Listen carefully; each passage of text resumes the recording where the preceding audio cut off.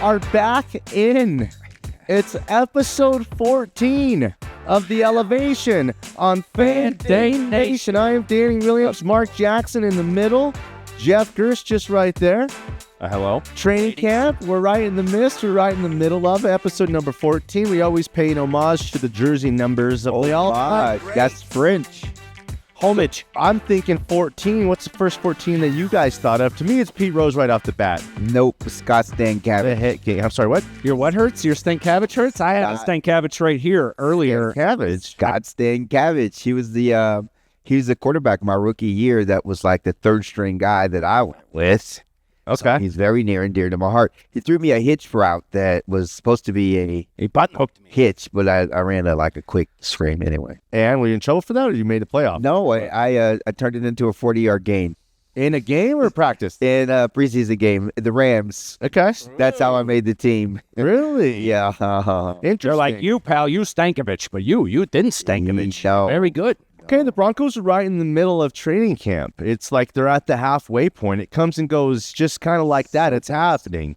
Preseason started. The Hall of Fame game actually kicked off. Yep. Yeah. Dre Greenlaw pulls up a little limp. He's very important to the team. We could talk about maybe the most important Broncos as we're going through the show here. We got a lot of good stuff to talk about, like 3 really good topics. But Mark, you just brought us down that road there a little bit of how you made the team. So over the years, we've done hundreds and hundreds of shows together, and you always have good answers for training camp questions. So, kind of take me back a little bit in time. Let's go back in time. Okay, so I want to know, do you really believe that moment made you the roster? And give me another kind of moment where you knew this guy saw me, Dan Reeves saw me do that, or I know I made an impression. How does a guy stand out, make the team, get touches when you have only so few to give? It's so tough, and it's a really insecure time, I think, for everyone that's a rookie, because you're just uncertain. Unless you're first round or maybe the top 3. I was a 6th round draft choice, so back then, you can have an unlimited number of people in camp. Unlimited. Yeah. So Dan Reeves, I think they made the rule for Dan Reeves because we had over 100 guys. That's a lot. That's a lot of guys. So we were 15 deep in the receiver room. Yeah. And it was tough, man. Deep in the receiver. Yeah. Unbelievable. Butch Johnson, which was he's the veteran from the Texas 6-shooter. He did the moonwalk with the Cowboys. And so he was on the roster. And Steve Watson was on the roster, made the Pro Bowl. Vance Johnson was their first round or second round pick from the year before. A couple sons of Elway that had a nice little come out. Yeah. And then who's the other? Oh, Clint Sampson. So a lot of sons of Elway. I want to talk to Sampson. We had a lot of. Climb it to the We had Sampson. We had Watson.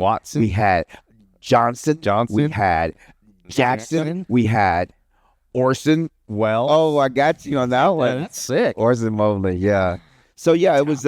Wow. It was tumultuous. So how did you separate yourself from a group of young guys who they invested in? Like you have so many guys on the roster, I guess. Mm-hmm.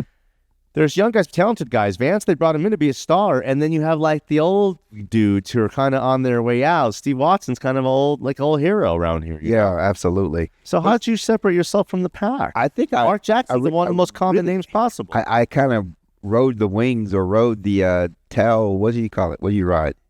The tails of Vance Johnson. Coattails. So the coattails. That's yes. I've brought some. They're my other pants. Whatever you do that. That's something of those. Yeah. Yeah. I mean, they saw Vance Johnson coming to the offense the year before. The offense hadn't developed that well. It was John Elway's second year. And they saw the speed of Johnson and how that affected defenses. And I think when I came in, I was just as fast as Vance. And they were like, they probably were thinking. And Mike Shanahan was my coach. So my rookie year, he was the receiver coach for the Denver Broncos. Unbelievable.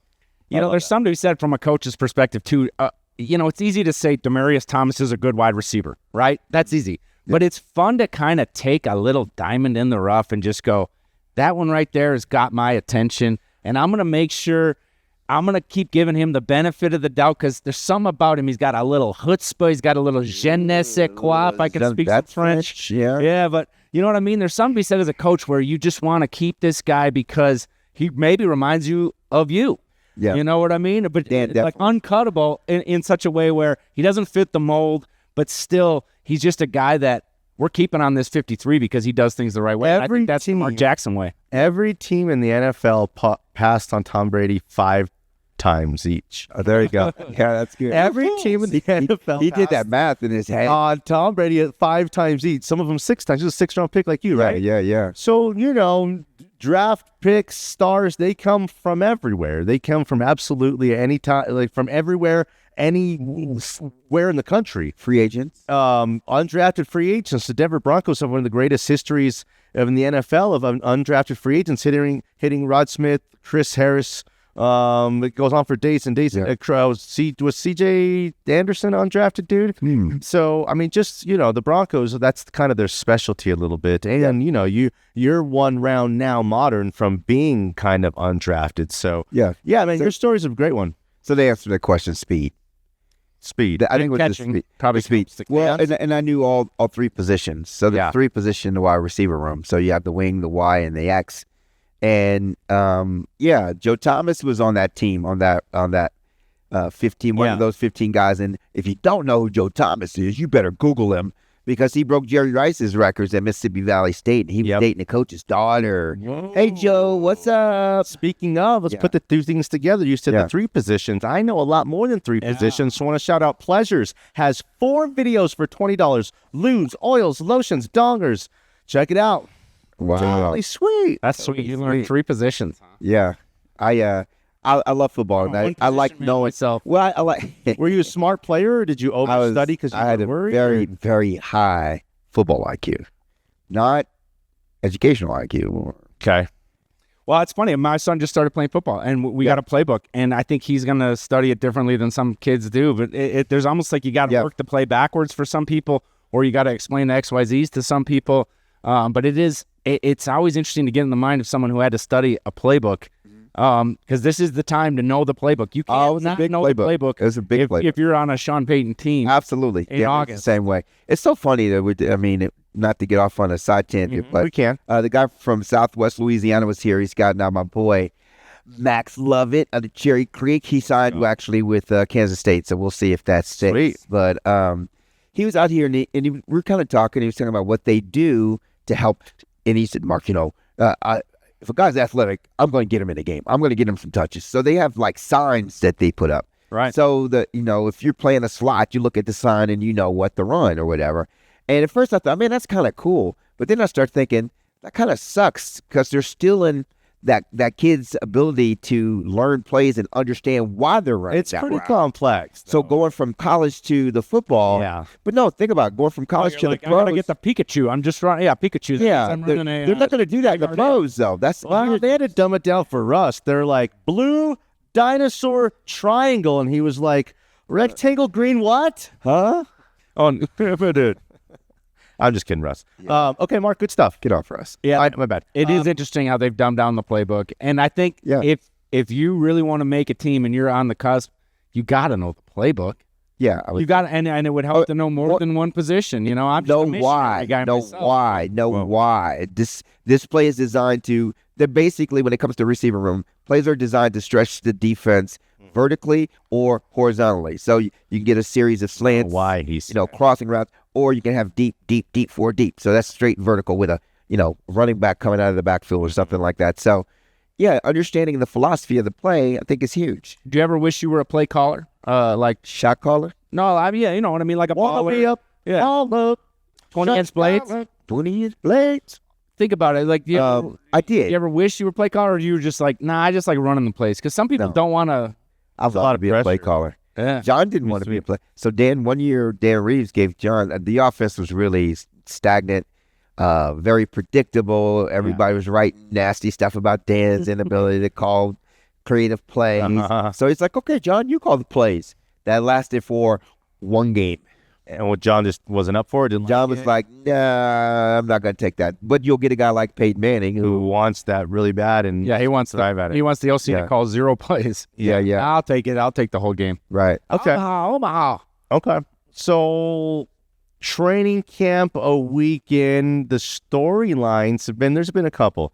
The defense seems to continue to win every single day. But this might be the best defense in the NFL. And if it's not, it's a top 5 or 6 defense. So the defense is, I don't know, has a lot of advantages in training camp, I think, for some reason. I mean, like, that's kind of my thought as you keep going through it and going through it and going through it. You just know what's coming from the offense and what, like, the offense is capable of or not. You can start to, like, tee off a little bit. Tell me if I'm wrong or right there.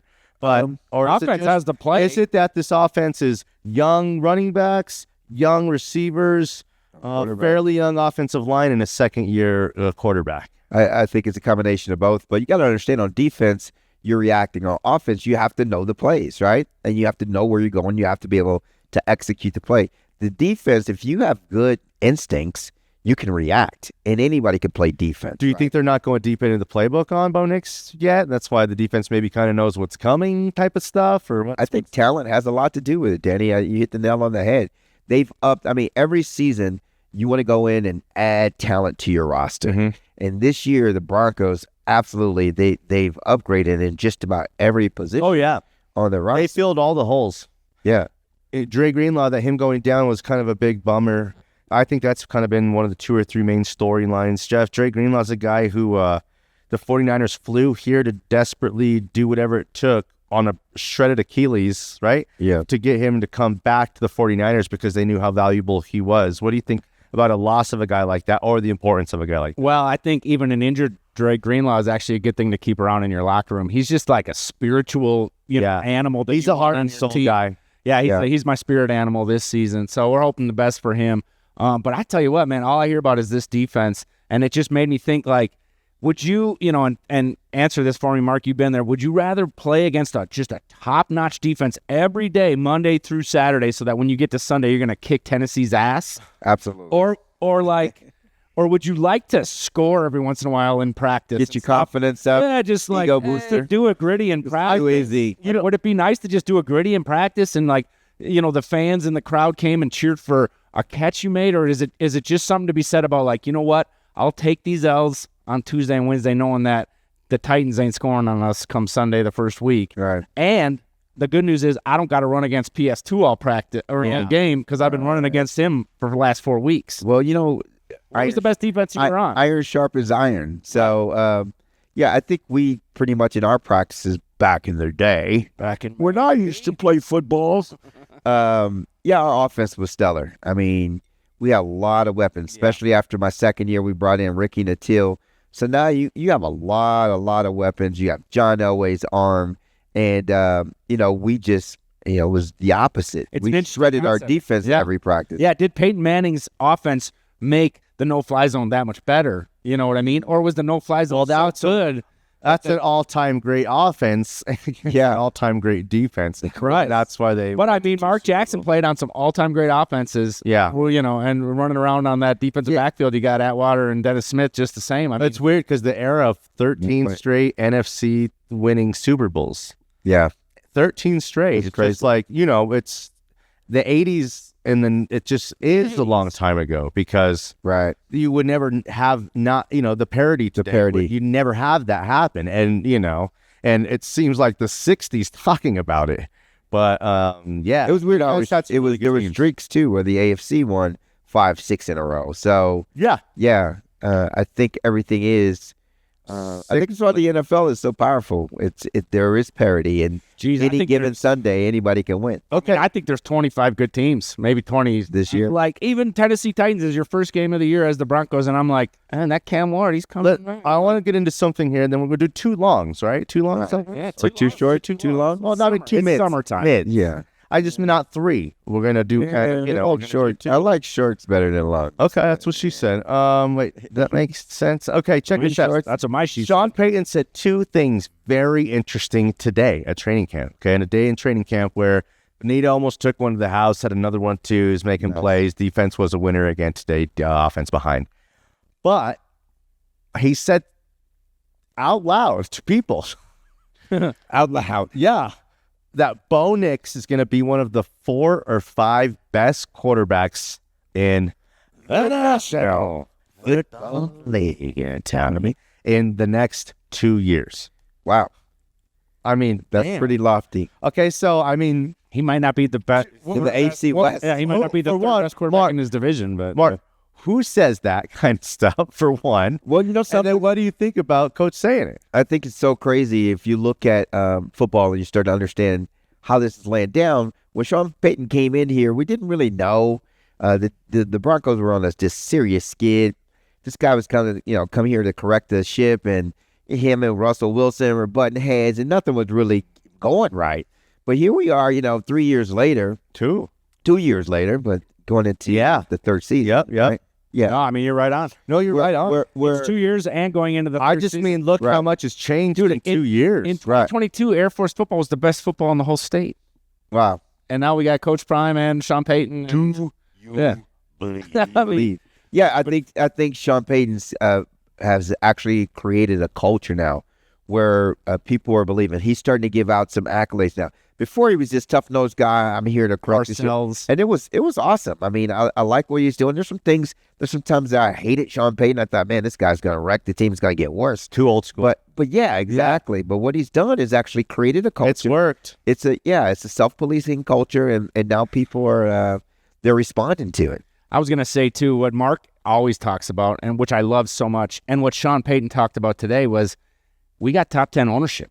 We got top 10 owners, no doubt. People in the building that want to be there for those general managerial decisions, not just buying stadiums, not just, selling merchandise. Like, Payton said it himself. He goes, 20 teams have an owner and 12 teams don't. And those 12 teams that don't have it, don't matter how good your roster is. It's no accident. Wow. It's no accident. The Broncos, that's what Mark's been saying. Literally, after 10 years of being down, turned things around when new ownership literally went into the building and painted the walls different color and started to clean all the shit out and all that kind of stuff. It's big. It creates confidence in the locker room as well. Same thing happened in Boulder, Colorado. Yeah. I mean, same, Absolutely. Yeah. And it'll be interesting to, new ownership, just like you see with, and we're switching the Nuggets maybe, but it'll be interesting to see what happens with the new kind of setup with Nuggets country, if he can do a Sean Payton type deal. Because what Payton's done is kind of unbelievable. Well, it is super. No, there is turnaround. There, and every single season in the NFL, there's a team that goes from worst to first, and vice versa. It happens every single year. The Detroit Lions. It's just happening to us right now. So,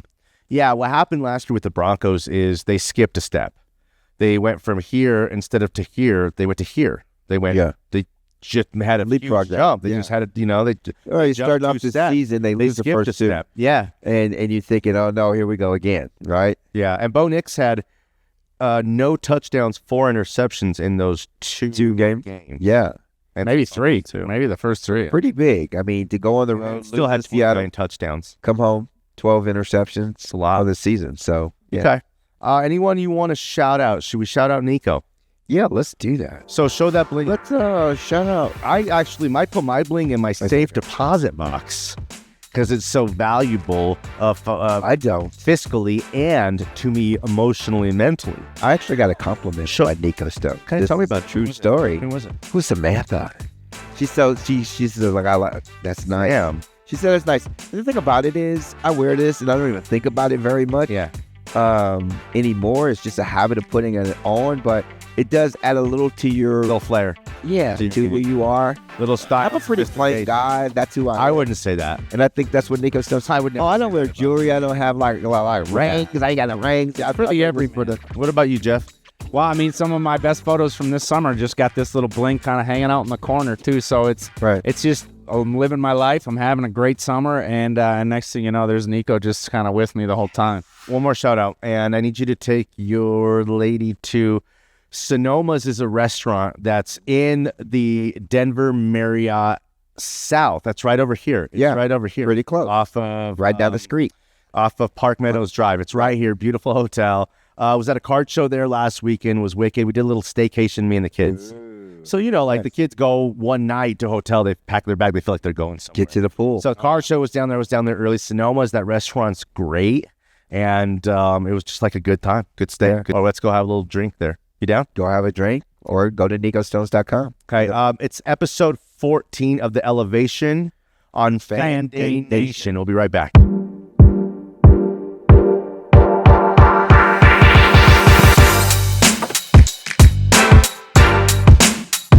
Second segment, episode 14. It's The Elevation on Fan Day Nation. Danny Williams, Mark Jackson, and Jeff Gersh. thanks for being with us. We appreciate the interaction and the participation. We've been doing this thing for a few months, and we love the traction that we're getting. Like, share, subscribe. All of that stuff, man. Fan Day Nation has been good to us. We try to be good to all of you guys, and we just want to give you something that you haven't heard. Give us some feedback. Somewhere else, all day long, everywhere else, any way you kind of consume it. But all the likes and subscribes and stuff are important to us, so do all that kind of stuff. We appreciate you and love you guys. Good night, Sheila. Good night. No. Oh, we're still Okay, so watch this. full show. That Sean Payton, he gets a couple lattes in him. Ooh. Okay, he says, I had a couple lattes in me. I don't know what that means. Like Christian McCaffrey? Yeah, Christian McCaffrey drinks up a grande cup of Starbucks daily. It's like a supercharger for his ass. And he can run as fast as the Flash. Okay, so Sean Payton, besides saying that Bo Nix is going to be a top 4 or 5 quarterback in the NFL in the next 2 years, said in his coaching career, in his head coaching career, Mark, that there's been stellar 6 times. You can count them all. He thought he had a team that had what it took to win a Super Bowl team. Okay? Whoa. This team, the 2025 Denver Broncos, are his 7th. Wow. He said after over the last few Did he days say telling he's people, been giving out all kind of accolades this season? well, I know it's We didn't get that. I mean, a lot to say, man. Drake Greenlaw, he gave him a couple weeks, the first week of training camp. He pretty much handed the mantle over to him. This is before the injury, of course. That, you know, he's going to be the heart and soul of the defense, and this guy is amazing. He's worth Yeah, it. I see on it. Absolutely. So, okay, I want to know, Mark, I'll ask you first. You've been to Super Bowls. Let me see that ring. Bling. That is an AFC Championship ring. Yes. Okay, he's got a few of those. So, did you know, and when did you know that you had a team that was good enough to go to a Super Bowl? Or were you just a player and just worry about that kind of stuff? Clueless. You had no. I was clueless my rookie year. But what I did know was we had a lot of comeback situations. Yeah. I did know that we had an offense that was like unstoppable, really. Okay. We didn't have a great running game. We didn't even have any all-pro linemen, but we had a little guy at quarterback. You might know him. His name is John Elway. This one's for John. This one's for Pat. And he can extend plays. And I was just saying a lot of guys that I led the team in receiving my rookie year, and I didn't start one game. I think I had like 738 yards. Did I do that? Gosh, Like how you just rolled on him a little bit. Like, did I lead the team my rookie year? But yeah, we always felt there was a very strong confidence. It was a Dan Reeve-led Where did offense. that confidence come from? I think it started and matriculated from the top down from John Elway, actually from the top down from Dan Reeves, honestly, because he'd been there, done that. He knew the stats. I mean, one of the things that he would share with us at the beginning of the season was, you know, guys, in my career, whenever we won the first game. So he emphasized to us the importance of winning the first game. And the second game. No, just the stats behind it? Just the stats behind winning the first game. Which were what? About 60 to 70% of the time, You go to the playoffs. you got to go to the playoffs. Damn. Just when do the numbers, do the math on that, and start looking at it. The Broncos start off with an L, 2 L's, right? But started off with an L this past season. Still were able to make the playoffs, right? Yeah, Let's try. So we can win a game. Win a game. But one of the things that in his career and his statistical, whoever did that, was before AI Analytics, the first analytics guy. But yeah, we got to win the first game. The numbers don't lie. You go 0-1, 0-2, 2-0 to start a season, it propels you. Or, kind of. Well, if you go 0-2, you got to win 2 just to get to eat. Back to even. Yeah, so that's a bummer. I mean, every loss is 2 losses. Every win's 2 wins. Okay, so then let's talk about the Broncos, Jeff. Coach Payton, why say these things? Why would you say these things? We like this stuff. I love this stuff. The media is I love my coach. My coach is doing this stuff because he says, "Well, we got fired Lauren Lando. We've been the healthiest team in the league for 2 years." Well, the good thing about the draft is I know that we're good at it and we're gonna be better than everyone else. He just says this kind of stuff that knocks your socks off. Like, who says this kind of stuff, Jeff? I think if you have a belief in who you are and what you're doing, you can be a new version of your old self. And I think the new Sean Payton, not the old one, the new one is less Belichickian, less Parcellsian, and more McVay, more O'Connell, more just kind of, young and hip and with it, and I'm going to say what I feel. And it's, I think it's kind of refreshing, and it comes with, he's got confidence in his spot. Well, does this guy have? Do we give any credit? Yep. To George Payton. I give tons of credit to George. Sure. And it's weird because it's mixed around here because he gave no.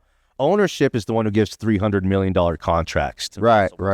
George Payton can orchestrate the deal, can listen to Russ's agent every single day trying to, rework Russ's deal to make him not only the new hottest guy in the NFL, but the richest guy too.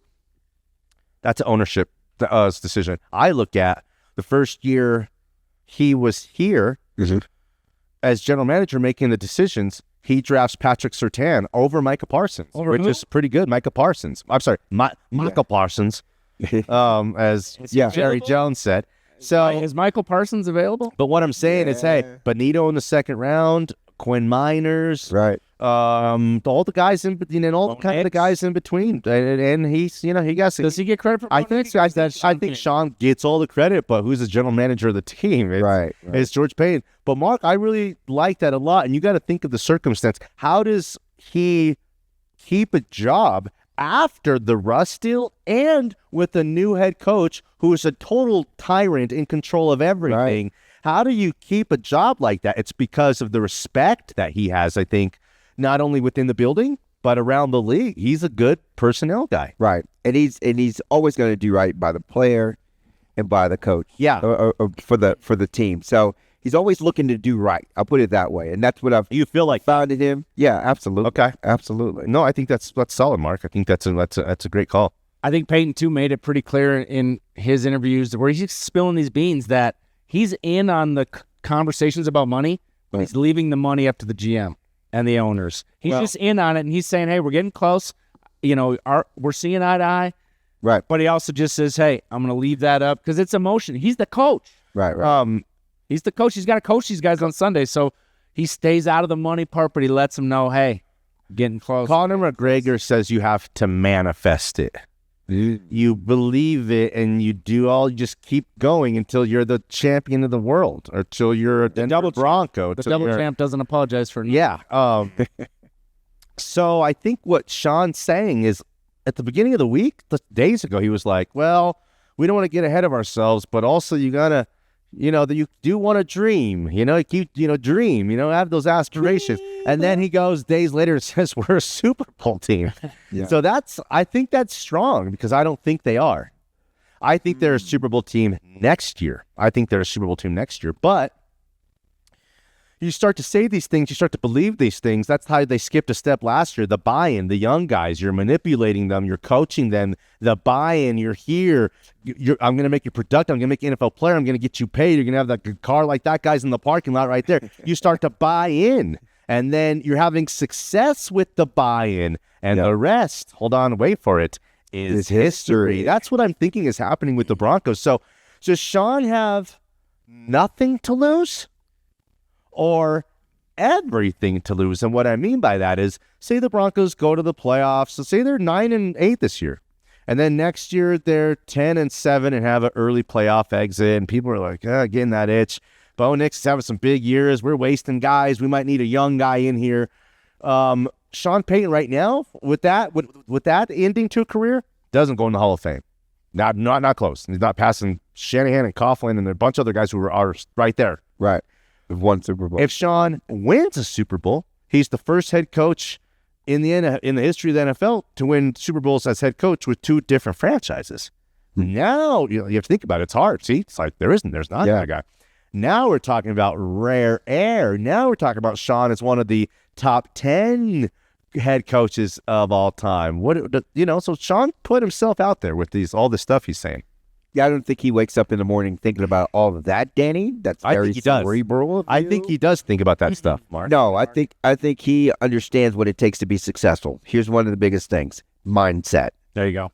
Talent is overrated, right? Talent it's the National Football League. So He's got talent. There's lots of talent out there, right? And you said it earlier. Every team looks talented. Yeah, there's 22, great teams out there that look like they can win it. And when you say, when he says this is a Super Bowl team, I believe that any team that makes the playoff, any playoff team is a Super Bowl team. Here's why. Look at the Ravens. You can look at any team that gets hot. Look at the New York Giants. You get hot at the end of the season, and you can roll that momentum into We know that 10-6, you can win a Super Bowl at 10-6.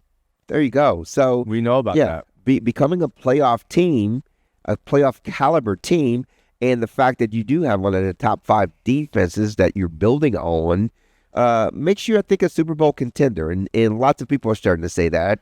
I saw a little article in Sports Illustrated.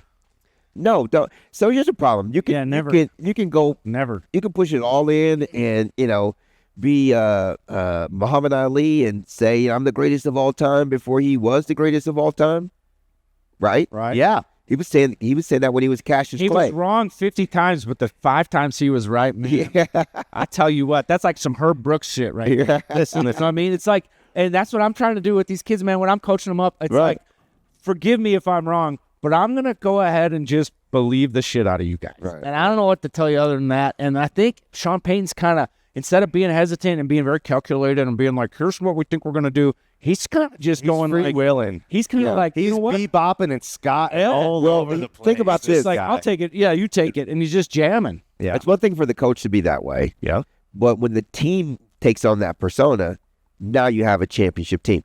What was the Raiders when the Raiders were winning everything? Stumbling grumbling. What was their mentality? Win Black free or or blue? die. Win free or die. No. Assholes. No? We're the toughest guys on the block, and you cannot. Yeah, you can't. Criminals. compete with Just do it. criminals. Booger sugar. Yeah, I mean, it's one thing for the coach to say it. Now, the biggest thing is, does the persona of the team reflect that? Is there congruency there between what the head coach is saying and how the players do they have swag, or are they being humble players? Right. So The that's what he's times I've looking been for. right, Mark, the times I've hit it when I believed in them and they nailed it, it's because you don't have to say much more. Right. The bullpen, the locker room, the whatever it is, what do they call it? The dressing room for hockey, whatever it is, you kind of, the dugout, they can take care of themselves. They just need someone to tell them how good they are or how much you believe in them. And I think Peyton is actually at that point where he's like not coaching. He's more like a mindset, just like it's important to sit back and get with your inner self to fully understand the importance of your beauty. Something like that. That's the bearded guy. Listen to him all the time. I want to bring up one more topic. We're going to wrap this show up. It's worth it. By the time we're next doing a podcast in a few days here, this guy will be traded or he'll have the biggest, richest contract in the history of the NFL for a non-quarterback. Micah Parsons, I think, is so special and so unique. And up until last year, it was a coin flip for me, him or Patrick Surtain. The value of the two guys, the importance. I really like, 15 sacks makes me feel good.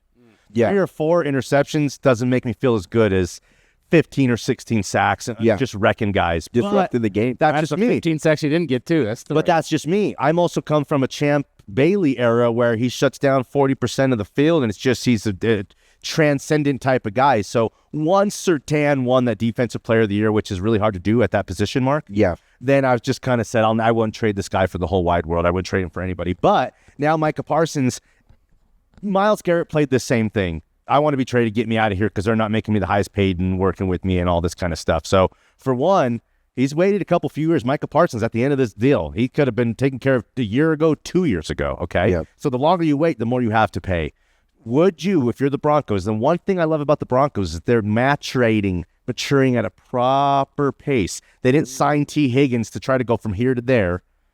Tell me, do you trade, mortgage your future, a lot of draft picks, a lot of capital, maybe Nick Bonito and some picks for Micah Parsons?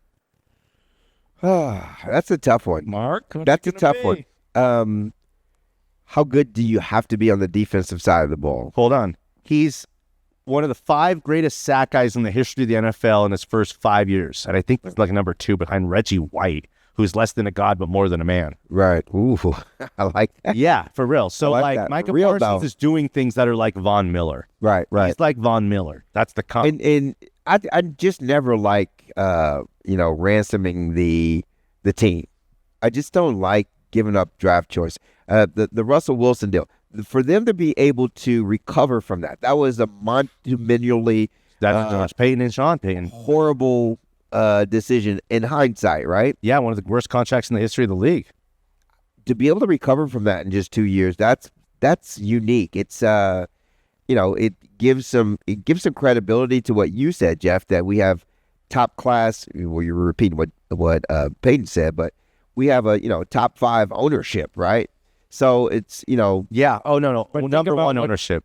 Think about Number just one. so let's say Benito, you don't pay him now, and you just pay Micah Parsons now, Yeah.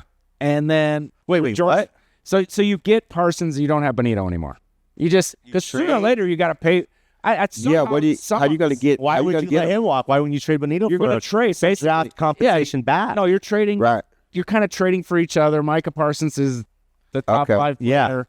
Nick, Yeah, you're Benito's the trading next one smart- for. Listen, But what Micah if you're George Parsons is Parsons? projecting to the Hall of Fame. Nick Benito, I don't know if he's going to go from 8 sacks or back to 13 sacks. It's correct. And my I point ain't sure yet about what that. if you're George Payton and you passed on Micah to get Pat Surtain, and then you get Micah too? That's what I'm saying. That's and but Nick then Benito, if you're man. the other Payton, what if you're Sean Payton and you just step in and go, "Hey George, hey guys, I need Micah. Yeah. Now's the time." No.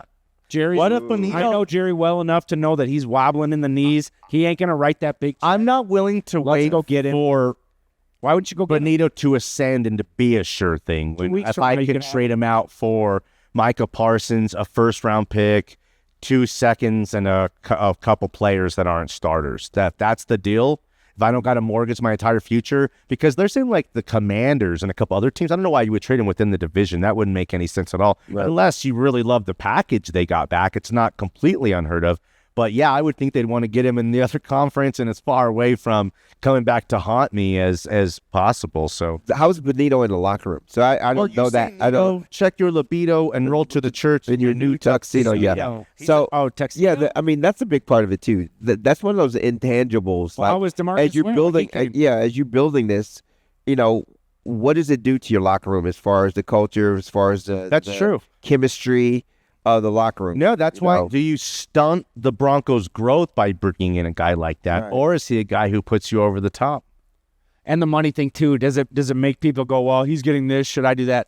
You almost don't want to bring in No, the guys super aren't paid guy, but at the haters like same that. time, Are they on each other? I agree. I think this is actually a good time to put your chips in. Just push them all. I just think this guy we know What's is the one of worst the thing that's 10 gonna best happen? defensive You're gonna players. get Micah Listen, Parsons. this isn't like a gamble on Yeah, what's the loss? Jalen Ramsey and old corner. Yeah, well, this is Right. a freaking one of the This is a 5, 6, 7 best defensive It's like players in the Aaron Donald. NFL right now. Right now, and he's Right now. young. Today. I want him. I'd do it at taking. I'd trade Benito because Benito's not a sure thing yet. Micah Parsons is a sure thing. Let's wrap this bad boy up. Any shout-outs to anybody? What do you got to do and here? they say a Benito trade you. Don't trade Nick Benito. No, I think Only for Micah Parsons, bro. I wouldn't do it for anybody, but I would do it for Micah. That's for sure. Clutter Garage. Yeah. Always. Pretty much daily. Den. Oh, mess. Kid stuff everywhere. Office. I'm embarrassed. I need a shredder. Call my friends at Intentional Spaces. Okay. Ramona can hook you up. She can get everything organized for you. One of the things about clarity is power. I've been there. I am the clutter guy. I am a kinesthetic personality.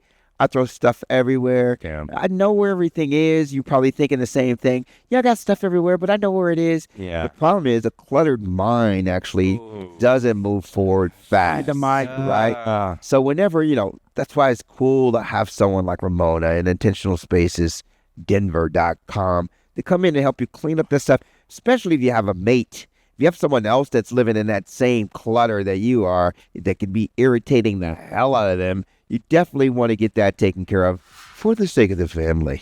Thanks for being with us. We appreciate the interaction, the participation. For Jeff Gersh, Mark Jackson, Broncos great. I am Danny Williams. We'll see you for episode 15. Give us a couple days. We'll be right back. Good one. We appreciate you guys, and we love you guys. Good night, Night, Sheila. Good night. Sorry. I'll never forget today.